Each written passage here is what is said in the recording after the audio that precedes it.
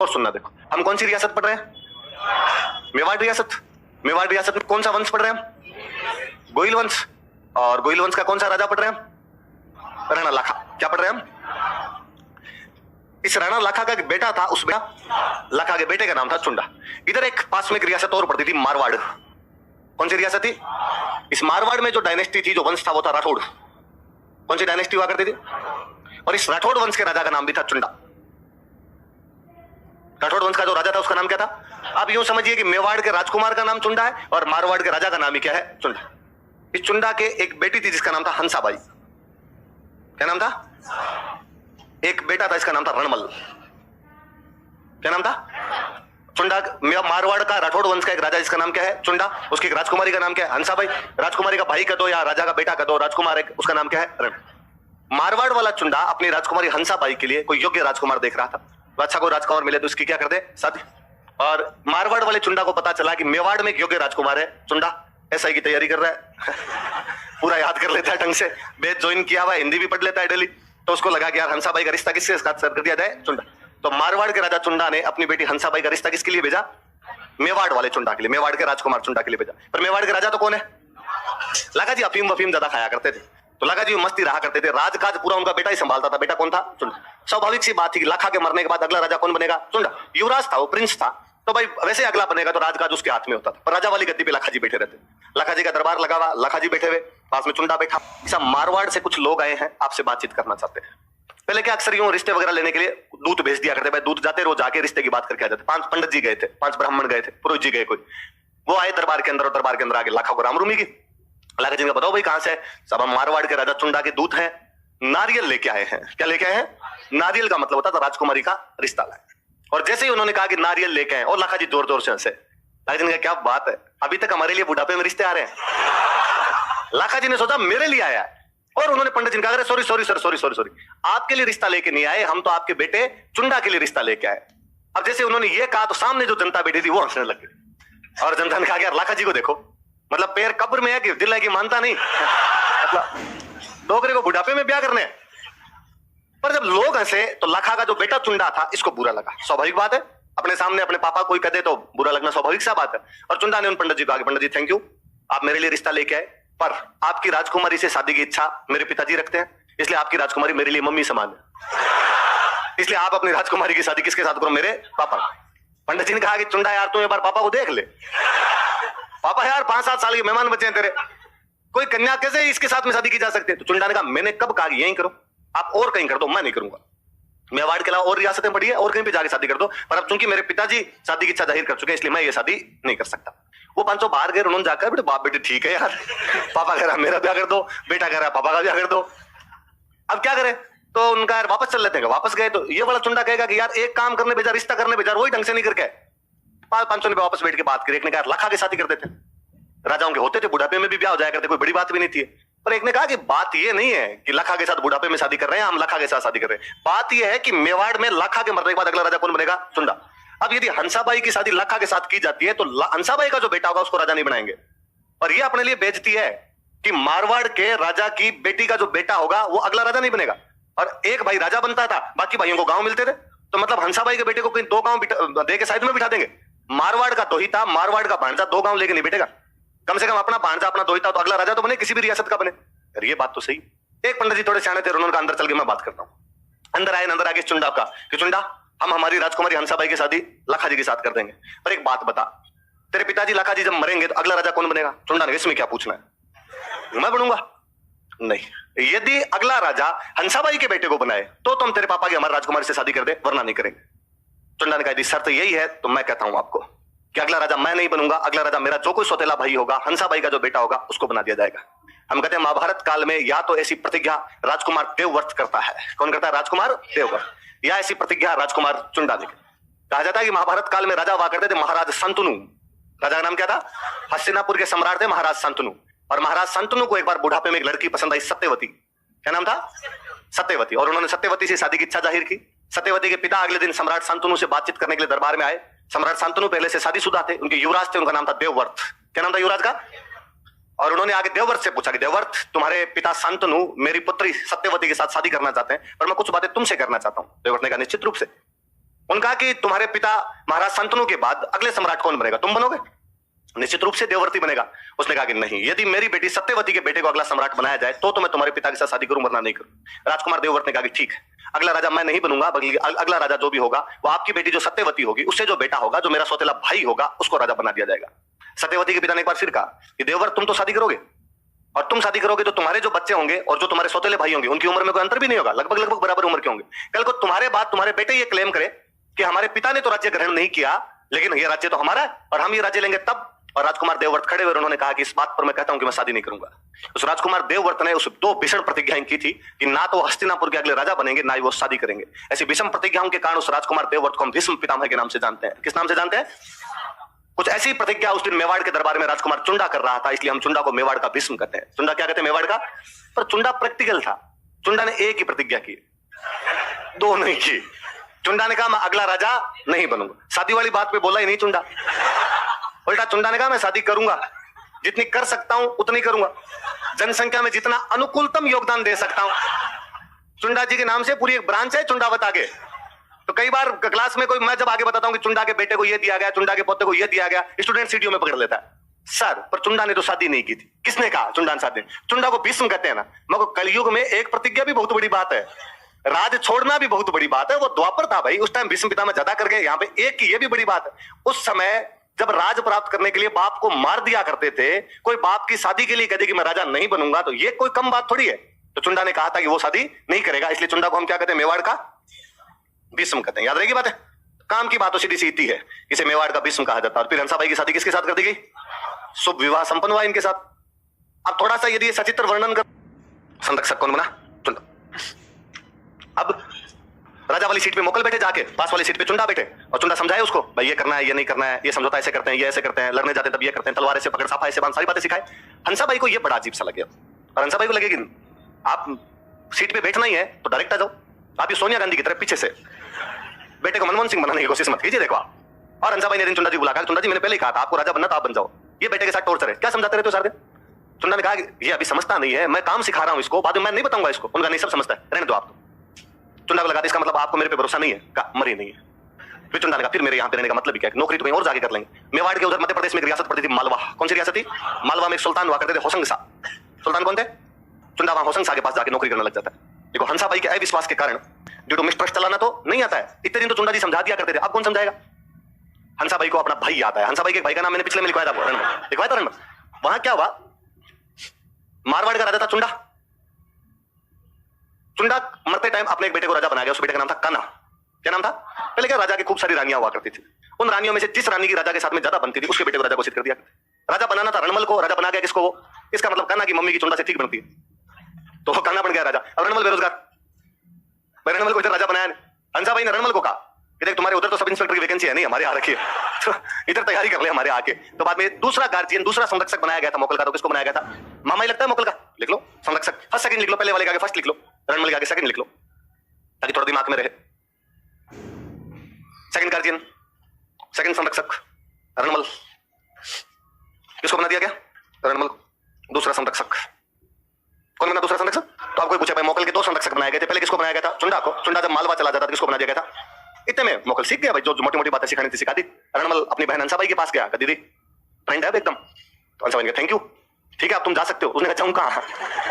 अपना कोई ठोर ठिकाना तो है नहीं। उधर पापा मुझे तो बना के गए नहीं, उधर किसको बना के चले गए? कहना मारवाड़ वाली जगह खाली पड़ी है। तो हंसाबाई ने कहा इसमें तो मैं क्या कर सकती हूँ, पीहर में तो मैं इंटरफेयर कैसे करूँ? जो पापा जिसको बनाना था उसको बना दिया। रणमल ने कहा एक काम कर सकते हो यहाँ कि मुझे मेवाड़ की सेना दे सकते हो क्या? हंसाबाई ने कहा सेना ले जा, सेना क्या करेगा? सेना लेकर कर तो मैं लूंगा, फिर मैं देख लूंगा मेरे। वो वहां से सेना लेके आया, यहाँ से बाकियों को भगा भूगी मारवाड़ पर अधिकार कर लेता है। तो रणमल बाद में किधर का राजा बन जाता है? इधर मारवाड़। हम आगे रणमल पढ़ेंगे तब वापस पढ़ेंगे कि मारवाड़ में राजा रणमल था। तो बाद में आपके दिमाग में नहीं आना चाहिए रणमल कैसे बन गया, उधर तो कान्हा बना था। रणमल मेवाड़ वाली सेना की सहायता से इधर क्या बन जाता है? मारवाड़ पढ़ेंगे तब और बात करेंगे। मोकल अब जब खुद के हाथ में राजकाज आया तो मोकल ने कहा कुछ करते हैं, क्या करे राजा? तो एकलिंग जी वाला मंदिर था, बाबा रावल बनवा के गया था। तो एकलिंग जी वाले मंदिर के 4 दीवारी नहीं, तेरा और मोकल के कैंप के बंदे थे, मोकल की सेना के अंदर थे। थोड़े दिन पहले मोकल से किसी बात को लेकर अनबन हो गई थी। मोकल ने इनको कुछ कह दिया था, इनके मन में वो बात थी, तो इनको लगता था कि राजा ने उस दिन हमारी बेइज्जती की थी। वहां पर जब पड़े हुए थे, कैंप लगे हुए थे, राजा अपने डेरे के अंदर सो रहा था, अपने कैंप के अंदर सो रहा था, इनके मन में तो बात थी। ये तीनों वहां पे गए, तीनों जाके राजा को मार दिया। तो मोकल को मोकल के सैनिकों ने मार दिया था। मोकल के सैनिकों कौन कौन थे? चाचा मेरा कौन सी जगह पे मार दिया था, कब मार दिया था? अब कोई पूछ ले कि उस समय मोकल झीलवाड़ा में क्या कर? सौभाग्यवती परमार। पिता का नाम तो क्या था और माता जी का नाम क्या था? जब मोकल को मारा था ना, कुंभा वहीं था, जीलवाड़ा था, और चाचा मेरा महपा मार के उनकी प्लानिंग ये थी कि कुंभा को भी मारेंगे। पर कुंभा के साथ वालों को, जो कुंभा के दोस्त थे, उनको पता चल गया कि उधर मोकल को तो मार दिया है, अभी कुंभा को मारना चाहते हैं। उन्होंने कुंभा रवाना हो जाए यहाँ से, तो कुंभा को चित्तौड़ की तरफ भगा देते हैं। कुंभा चित्तौड़ आया, चित्तौड़ आगे हंसाबाई दादी थी, हंसाबाई दादी होगी, मोकल की माता थी। हंसाबाई को आगे कुंभा ने बात बताई पूरी कि दादी जी ऐसे ऐसे पापा को तो मार दिया। किसने? कि चाचा मेरा और मैं पापा मार, और वो तो मुझे भी मारना चाहते थे, मैं वहां से बच के आया हूँ। वो किधर गए? तो मालवा की तरफ भाग गए। अब बेचारी हंसाबाई को डर लगे, हंसाबाई को लगे कि जिन लोगों ने बेटे को मार दिया वो पोते को भी तो मार सकते हैं। दादी को लगा अब कौन बचाए। दादी को एक बार फिर अपना भाई याद आया, रणमल मारवाड़ का राजा बना, और उसने रणमल के पास वापस मैसेज किया, प्लीज भैया एक बार और राखी के बंधन के फर्ज को निभाने के लिए आओ। तो कुंभा का गार्जियन भी किसको बनाया गया था? रणमल। देखो संरक्षक रणमल, यानी कि तो रणमल खुद इनको पकड़ चुन चुन के मारे थे। रणमल भयंकर डील का डाकी टाइप का आदमी था। रणमल यूं कहते हैं 6.5 फीट लंबा, यूं 1.5 क्विंटल वजन है, यूं 5-7 तो भींच के मार दे, ऐसा हुआ करता। मतलब कोई टापर देख ले उसको तो डर जाए, इतना भयानक रणमल था। तो रणमल ने चाचा महपा को मार नहीं मारा था, बाकी चाचा मेरा और बाकी इनके साथ वाले जो थे सबको मार दिया था। तो कुंभा अपने पिता की हत्या का बदला ले लेता है, किसकी सहायता से? लिखो। तो स्वाभाविक बात थी कि मेवाड़ के दरबार में किसका प्रभाव बढ़ जाएगा? रणमल। अब मेवाड़ के दरबार में 2 गुट बन गए वहां पे। ये जो मारवाड़ वाले गए थे, ये तो कौन हो गए? राठौड़। मेवाड़ वाले खुद कौन थे? सिसोदिया। तो सिसोदिया तो पहले तो दरबार में थे, अभी राठौड़ और चले गए वहां पे। इन राठौड़ों का नेता कौन? उधर सिसोदियों का नेता हुआ करता था राघव देव। सिसोदियों का नेता कौन था? वो जो है चुंडा मालवा चला गया था, वो चुंडा का छोटा भाई है ये। चुंडा मालवा चला गया, उस चुंडा का जो छोटा भाई था वो कौन था? सगा भाई, जो चुंडा का सगा भाई था राघव देव था। तो ये तो सिसोदियों का लीडर, और इधर राठौड़ों वाले को लीड कौन करे? पर अब चले किसकी? बदला वो ले रहा है, फिर वो आपके हंसाबाई का भाई है, आपके मतलब राजा की दादी का ही भाई है वो अपने आप, तो उसकी ज्यादा चलती। ये सिसोदिया तंग हो गए। मेवाड़ वाले जो वास्तव में बेचारे तो सिसोदिया है वो तंग हुए। और रणमल को उन्होंने 2-3 बार पूछा भी कि अतिथि कब जाओगे यार, हेल्प करने के लिए बुलाया था, यहीं बैठ गया तू तो। रणमल कहता है एक बार कंट्रोल नहीं है, थोड़ा कंट्रोल करेंगे फिर जाएंगे यहाँ से। लेकिन राघव देव को गुस्सा है, राघव देव ने रणमल को थोड़ा ज्यादा सुना दिया। तो क्या तरीका है, कब आगे बैठे थे, सब कंट्रोल है और हम संभाल लेंगे, हमको मरे थोड़ी है। रणमल ने कहा मरे हुए हो तो मोकल को मार दिया था, तो मैं आया हूं तो वापस आगे बदले लिए, नहीं जा रहा। तुम कौन होते करने वाले, क्या करना है क्या नहीं करना है? दोनों के बीच में थोड़ी अनबन ज्यादा हुई। रणमल के साथ भाई बेटे सारे गए हुए थे, उसने रणमल ने थोड़ा इशारा किया कि राघव देव को साइड में लो थोड़ा, ये पड़े जो राघव देव को मार दिया आपने, दूसरे गुट के तो नेता को मार दिया। अब तो पूरी तरीके से सर्वे सर्वा कौन बन गया? देखो मेवाड़ तो किसका नेता है, अब तो पूरी तरीके से वहां पे किसकी चलने लग गई। पर हर आदमी के कुछ ना कुछ लूप होल होते ही हैं जी, कमियां कहीं ना कहीं होती है। रणमल जब वहां रह रहा था तो रणमल की गर्लफ्रेंड थी वहां पे, भारमली। कौन थी? भारमली नाम की एक महिला प्रेमिका थी उसकी वहां पे। एक दिन रणमल को शाम को दारू वारू पी के आया, और पिए हुए में उसने भारमली को कह दिया एक बात बताऊं, किसी को बताई कितनी? उसने कहा बताओ क्या बात है। उसने कहा थोड़े दिन में तू मेवाड़ की रानी बन जाएगी। कैसे? तो मैं राजा बनूंगा। तो आप राजा कैसे? राजा तो कुंभा है ना। उसने कहा मारूंगा कुंभा को। किसको मारूंगा? कोई बड़ी बात भी नहीं थी, मार दिया करते थे पहले। और रणमल को लगा होगा यार कि कहां मारवाड़ के उस तपती रेगिस्तान के अंदर पड़े हुए हैं, इधर मेवाड़ थोड़ा हरा भरा प्रदेश था, उसने कहा इधर कब्जा करते हैं, वैसे वही संभाल रहा था। उसने कहा तू बताना मत किसी को। बेचारी उसके रणमल के सामने तो क्या कहे, उसने कहा ठीक है नहीं बताऊंगी। पर भारमली का जीव नहीं माना, और भारमली को लगा कि मेरा देश मेवाड़ है भाई, वो मेवाड़ की थी, और मैं भले कितना ही रणमल से टूटकर मोहब्बत करती हूँ पर देश से गद्दारी तो नहीं कर सकती कम से कम। वो दूसरे दिन गई, उसने जाके हंसाबाई को कहा आपका जो भाई है ना रणमल, हाँ कुंभा को मारेगा। हंसाबाई ने क्या बात करती है, मेरे भाई पे तो इल्जाम लगा रही इस पर, मुझे पता है आप मुझे डांटोगे, पर हकीकत यही है इस आदमी ने मुझे खुद कहा है कि मैं कुंभा को मार के पूरे मेवाड़ का राजा बनना चाहता हूं। जानती हंसाबाई भी इस बात को थी कहीं ना कहीं, ये कांड तो कर सकता भाई है तो खराब। पर वही बात, आप मेवाड़ वालों को, बाकी सौभाग्यवती परमार को इन सबको पता चला कि भाई इनकी तो प्लानिंग ये है। पर अब करे क्या? यदि रणमल को कह दे कि तू प्लीज कुंभा को मत मारना, तो वो परसों मारता कल मारे, है ना। वो मारवाड़ी वाली कहावत है कि गांव में कोई पागल आदमी था और अक्सर यूं बदमाशियां करता कि रास्ते में कोई जा रहा है, बच्चे जा रहे हैं, बच्चों को पीट दिया, कोई बूढ़ा आदमी जा रहा है उन्हें धूल फेंक दी, फिर पानी फेंक दिया। लेकिन गांव के बुजुर्गों ने बुला के कहा कि बाकी सब ठीक है, तू कभी गांव में आग मत लगा देना। तो उसने कहा ये तो दिमाग में नहीं था। ये वाला आइडिया सही दिया है। तो मारवाड़ी में कहते हैं कला कला गांव मत बालचे, कि पागल आदमी गांव मत जला देना। उसने कहा भलो चेता हो, अब की बार ठीक याद दिला, अब की बार यही करूंगा। तो आप रणमल को कहो कि कुंभा को मत मारना, तो क्या पता उसकी प्लानिंग कब मारने की है। उसने कहा अच्छा इनको पता चल रहा है, वो कल सल्टा है, अब कौन बचाए। तो मेवाड़ वालों को वापस एक बार याद आया चुंडा। कौन याद आया? चुंडा उधर मालवा के अंदर रह रहा था, और चुंडा को मैसेज किया हंसाबाई ने कि चुंडा जी वैसे भी क्या यूं नाराज होकर चले गए, कहां घर में लड़ाइयां नहीं होती, हर जगह लड़ाइयां होती है, लोग मुझे ताने दें कि सोतेली मम्मी है इसलिए घर से निकाल दिया। और नाराजगी है तो ठीक है, पर आपको वापस घर तो आना ही चाहिए कम से कम। चुंडा जी खुद ही उधर बैठे बैठे तंगी हो रखे थे। चुंडा जी ने कहा कि आना कब है आप, तो ये बताओ, का सवेरे वाली गाड़ी से आ जाओ। चुंडा जी ने बिना रिजर्वेशन ही आए दूसरे दिन। क्या बात हुई बताई गई बात, भाई आप गए, आपके जाते ही रणमल को बुलाया, रणमल थोड़े दिन रहा, फिर रणमल चला गया, फिर मोकल को चाचा मेरा महपा पवार ने मार दिया, कुंभा बना, हमने रणमल को वापस बुलाया। रणमल हालांकि बदला लेता है पर यहाँ रहने लग जाता है वो, और फिर उसने आपके भाई राघव देव को भी मार दिया, और अब वो कुंभा को मारना चाहता है। तो आपने क्या करना है, अपने को रणमल को मारना है। वो कुंभा को मारे इससे पहले अपने उसको मार दे। डायरेक्ट राजनीति का यही है कि वो अपने पे वार करे उससे पहले अपने उस पे वार करे। पर अब दिक्कत ये है कि रणमल को मारे कौन, कि डाकी आदमी हूं, थप्पड़ मार मार के मार दे। वो एक बार वापस भारमली को कहा कि भारमली तेरे को देश के लिए एक काम और करना पड़ेगा। भारमली ने कहा बताओ क्या है? तो कहा आज शाम को रणमल को शराब पिला के टुन कर देना एकदम, तो जब नशे में होगा तो हम नशे में मार देंगे। भारमली ने कहा कि हालांकि ये करना तो नहीं चाहिए, मैं प्रेम करती हूँ रणमल से, पर जब आप कह रहे हो और देश के लिए दिल पर पत्थर रखकर ब्रेकअप कर लूंगी मैं, और तो क्या किया जाए। उस दिन रणमल जी बाहर से कोई 2-1 पैक लगा के गए होंगे, भारमली को जाकर खाना लिया।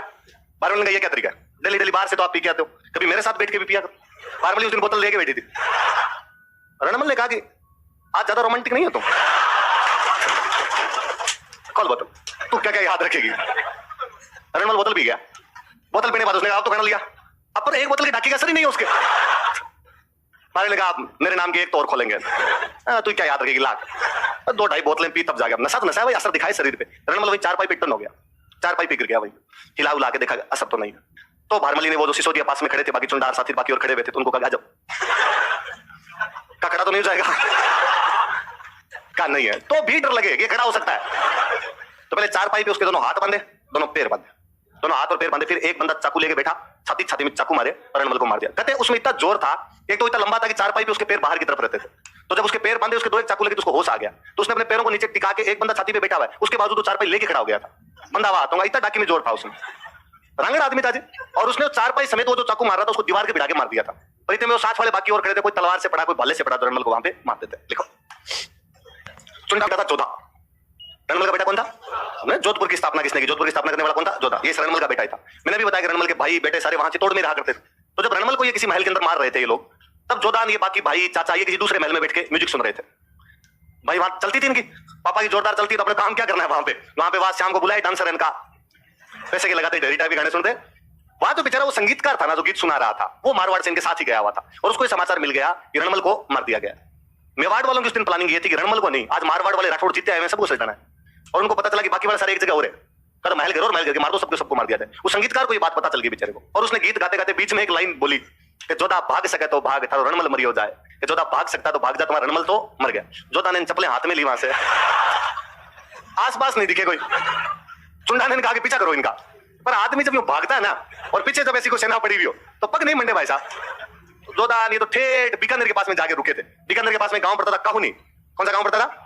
वहां पीछे मुड़ के देखा कि आह तो नहीं रहे, कोई नहीं आ रहे हैं। उधर ये मेवाड़ वाले थोड़ी देर तो पीछा करते हैं उनका, फिर मेवाड़ लगा उधर तो भाग गए, तो आगे चले गए, पीछा करके क्या करेंगे, तो इनका आपने इनके मारवाड़ पे कब्जा कर लेते हैं। तो मेवाड़ वाले गए मारवाड़, इनकी तब राजधानी हुआ करती थी मंडोर, राठौड़ों की राजधानी कौन सी थी? तब तक जोधपुर बना नहीं था, मंडोर हुआ करती थी राजधानी, तो ये लोग मंडोर पे कब्जा कर लेते हैं। तो चुंडा ने कहां पे कब्जा कर लिया बाद में? मंडोर। लिखो टाइम था जब मारवाड़ वाले राठौड़ों के पास खुद का मारवाड़ था, राजधानी मंडोर थी, और मेवाड़ में दादागिरी और चल रही थी। अब मेवाड़ वाली दादागिरी तो गई, वो गई हाथ से, खुद का मारवाड़ और चला गया। मंडोर पे भी सिसोदियों का कब्जा हो गया, चुंडा ने अपने बंदे छोड़े, वापस चित्तौड़ चले गए। अब जोधा को लगे कि यार जो हो गया वो तो हो गया, राजधानी तो वापस छीने। तब जोधा अपने भाइयों के साथ बाकी बेटों के साथ में सेना जुटाता है, वापस प्रयास करता है मंडोर जीतने की। किसके प्रयास करता है? मंडोर जीतने के। कहते हैं जोधा सेना लेके आए, मंडोर पर आक्रमण करे और मंडोर पर आक्रमण करके हार जाए। सिसोदिया हरा दे, इसको वापस भगा दे यहाँ से। थोड़े दिनों में और कोई सेना इकट्ठी करके लाए, इस बार वापस मंडोर पे अटैक करे, वापस हरा दे। ऐसे किसी एक हमले के अंदर जोधा जी बहुत भयंकर घायल हुए, और घायल होकर यहाँ से वापस जा रहे थे। घायल होने के बाद खून में एकदम लथपथ हो रखे, पश्चिमी राजस्थान तपता हुआ मरुस्थल, एकदम सूरज भगवान विकराल रूप धारण किए हुए, दूर दूर तक ना बंदा ना बंदे की जात, पानी की कमी। जोधा को प्यास लगी, पर दूर दूर तक पानी का कोई सोर्स नजर नहीं आया उसे। उसको लगा कि यार घायल होने की वजह से, तलवारों से वजह से तो मरेंगे कि नहीं मरेंगे, प्यासे जरूर मर जाएंगे। घोड़ा और दौड़ाया कि कहीं कोई कुआ पावड़ी आए, कहीं पानी पिए। दूर उसको एक खेत दिखाई दिया, खेत में एक झोंपड़ी थी। उसको लगा यार झोंपड़ी में हो ना हो कोई ना कोई मिनक जरूर होगा, मिनक नहीं हो तो कोई मटका वटका रखा होगा, पानी जो पिएंगे। उसने घोड़ा उधर दौड़ाया झोंपड़ी की तरफ, लेकिन उस झोंपड़ी तक पहुंचते पहुंचते जोधा घायल होकर उस घोड़े पे गिर जाता है। घोड़ा ही बेचारा समझदार था, वो झोंपड़ी के आगे जाके खड़ा ही हो गया। उस खेत में वो जो किसान का खेत था, वो किसान तो घर पे था नहीं, झोंपड़ी में नहीं था, उसकी जो वाइफ थी वो घर पे थी। उसने बाहर आके देखा कि घोड़ा रुका है, एक जवान घोड़े के ऊपर पड़ा हुआ है, घायल है। वो समझ गई कि भाई प्यास व्यास के चक्कर में इधर है। उसने बेचारी ने जैसे तैसे करके नीचे उतारा, खींच के छाया के अंदर लेके गई, पानी वानी की छिंटे मारी, थोड़ी हवा हुआ थी, तो जोधा को होश आया तो उसने पानी पिलाया तो थोड़ा यूं शरीर में जान सी महसूस हुई। थैंक यू, मैं आपकी तरफ ही आ रहा था इधर पानी पीने के लिए, और मैं बीच में घायल हो गया, ऐसे युद्ध के अंदर जाके आया था। उस महिला ने कहा कोई नहीं। जोधा चलने लगा, उसने कहा ठीक है, मैं आपने पानी पिलाया, मैं चलता हूँ। मारवाड़ की अभी तक अपने गांव की एक रिवाज है कि घर पे आया हुआ मिनक बिना खाना खाए तो नहीं जाना चाहिए, भूखा तो नहीं जाना चाहिए। शहर वाले तो कई बदमाश होते हैं इस मामले में, शहर वाले तो पूछ लेते हैं कि खा के आए हो, जाके खाओगे, पर गांव वाले भाई अभी तक क्यों बज्जी मार दो। तो जोधा को कहा कि भाई खाना खा ले, जोधा को भूख तो लगी हुई थी, जोधा क्यों मना करता, उसने कहा खाना तो खा लूंगा। मारवाड़ में खाने के नाम पे होता था खिचड़ा। क्या हुआ करता था? खिचड़ा समझते हो? खिचड़ी नहीं, खिचड़ी तो बीमार खाते हैं ना, खिचड़ा तो उसने खिचड़ा बनाया, महिला ने थाली में खिचड़ा डाल के दे दिया। खिचड़े के बीचों बीच एकदम घी डालते हैं, बीचों बीच घी डाल दिया। जोधा जी ने घी कई दिन बाद देखा, घी कहां पड़े इधर उधर मरुस्थल के अंदर, जब आप लड़ाइयां कर रहे थे घी देखते जोधा जी का जीव चला, एकदम बीच में हाथ मारा, बीच में हाथ मारा, हाथ चल गए।